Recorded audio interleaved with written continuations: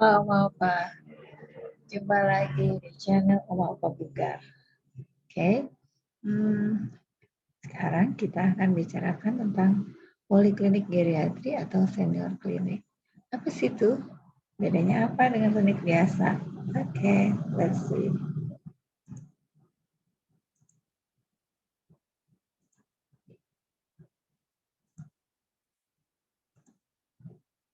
Nah, ini adalah senior klinik kami. Setelah mulai pandemi COVID, tapi semua gambar-gambar yang kita tunjukkan di sini supaya untuk memperjelas ini diambil sebelum pandemi. Oke. Nah, himbauan awal saat pandemi itu dikatakan ya tidak mendesak, tunda dulu ke dokter. Padahal kadang-kadang oma-opa nih banyak penyakit. Nah, dari yang sederhana, nyeri pegel linu, sampai tidak mau makan, sampai jatuh, sampai marah-marah. Nah, gimana nih? Waktu itu dianjurkan memang lebih baik ke gawat darurat kalau ada sesuatu yang mendesak. Tapi memang saat ini hasilnya gawat darurat itu penuh dan evaluasi tidak bisa menyeluruh. Nah, bagaimana kalau layanan telemedicine? Ini sulit dilakukan pada oma-opa. Kenapa? Karena gejala penyakitnya tidak khas. Oma-opa punya beberapa penyakit sekaligus. Dan efek samping obat itu lebih serius pada oma-opa. Karena sudah ada penurunan fungsi organ akibat proses menua. Nah, jadi apa dong? Senior klinik itu atau klinik geriatri, layanan kesehatan khusus oma-opa yang mempermudah oma-opa dengan keterbatasan fisik atau mental. Jadi siapa sih yang perlu senior klinik? Oma-opa berusia 60 tahun atau lebih yang menderita beberapa jenis penyakit sekaligus, memerlukan banyak jenis obat, polifarmasi, mengalami penurunan fungsi kognitif atau pikun, mengalami kejadian jatuh meskipun tanpa cedera, mengalami tirah baring lama, imobilisasi. Nah, terus bedanya apa nih klinik ini? Bedanya tidak perlu antri lama di ruang tunggu karena berdasarkan perjanjian. Nah, biasanya dari keluarga hubungi perawat senior klinik. Kemudian pada saat membuat janji itu akan diminta untuk mengisi dulu data dasar supaya kita bisa prediksi kira-kira berapa lama nih waktu evaluasinya. Kemudian memerlukan pemeriksaan apa saja. Kemudian harus disiapkan kondisi oma-omanya seperti apa. Nah, jadi di sini sudah ditanya, keluhan saat ini apa? Ada riwayat operasi tidak? Apa obat-obat yang dikonsumsi? Hasil-hasil pemeriksaan penunjang kadang-kadang sudah dikirim dulu lewat WA. Dan yang lain apa? Fasilitas ramah lansia. Bednya khusus, jadi bisa naik turun. Tidak ada kesulitan bagi oma-oma untuk naik ke dalam bed periksa. Kemudian dilengkapi dengan pagar pengaman untuk mencegah jatuh. Lalu sambil tunggu giliran diperiksa, oma-oma bisa berbaring dan makan dengan pesan di dapur gizi. Nah, fasilitas ramah lansia lainnya adalah memang jalannya cukup lebar untuk dilalui kursi roda dan untuk ditimbang berat badan itu ada pengamannya supaya bisa oma-opa berpegangan.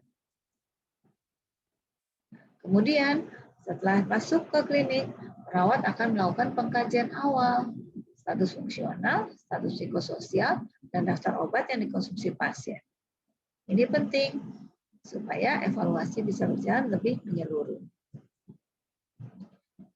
Kemudian baru dilakukan pengkajian paripurna geriatri atau CGA oleh dokter ahli geriatri yang mengerti keterbatasan oma-opa sehingga tidak terburu-buru.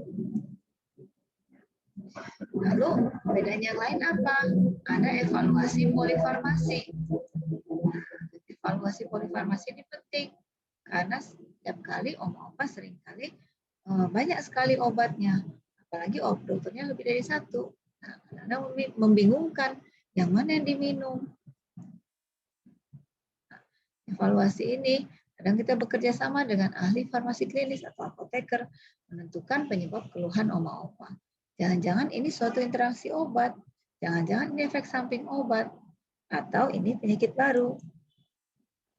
Selain itu, ada evaluasi status gizi, yaitu menilai asupan gizi oma-opa di rumah. Oma-opa makan apa saja, berapa banyak, lalu dianalisa. Nah, setelah dianalisa, kalau itu keliru pola makannya, kita berikan advice nutrisi yang tepat. Kemudian edukasi keluarga tentang latihan fisik di rumah. Seringkali oma-opa itu sudah punya keterbatasan, jadi dianggap oleh keluarga, oh tidak perlu latihan fisik, tidak perlu olahraga. Padahal itu salah. Tetap harus latihan fisik dalam kondisi tiduran, dalam kondisi duduk. Supaya apa? Supaya oma-opa lebih bugar dan mandiri. Kemudian edukasi juga bagaimana cara memindahkan. Kadang-kadang oma-opa sudah tidak mandiri, sehingga harus dibantu keluarga untuk memindahkan. Yang lainnya, edukasi tentang penggunaan obat di rumah. Mungkin perlu terapi uap, mungkin perlu suntik insulin. Kemudian ada lagi one-stop service for senior healthcare. Artinya apa? Bila perlu dengan konsultasi dan dokter spesialis lain, oma-opa dipersilahkan menunggu di senior klinik sambil berbaring. Jadi tidak perlu antri ke poli lain, tidak perlu pindah-pindah. Nanti dokter spesialis lain akan datang. Contoh yang paling sering ada dokter gigi datang. Kemudian dokter THT datang. Nah, tindakan apa yang di senior klinik?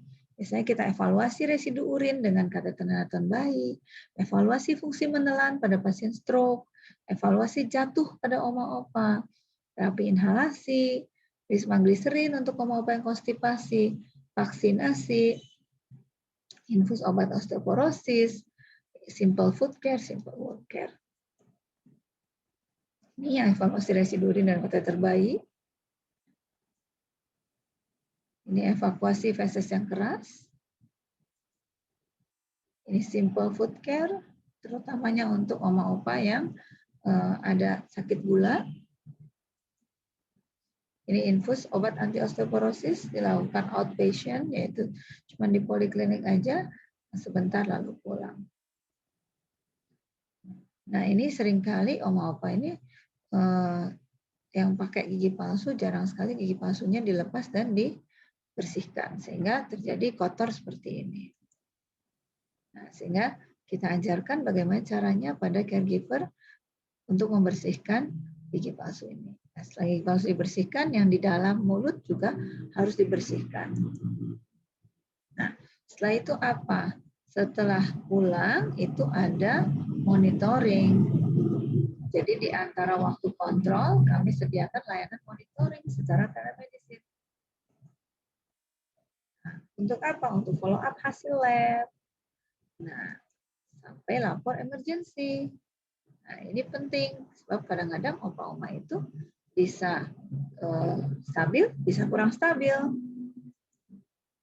Terima kasih.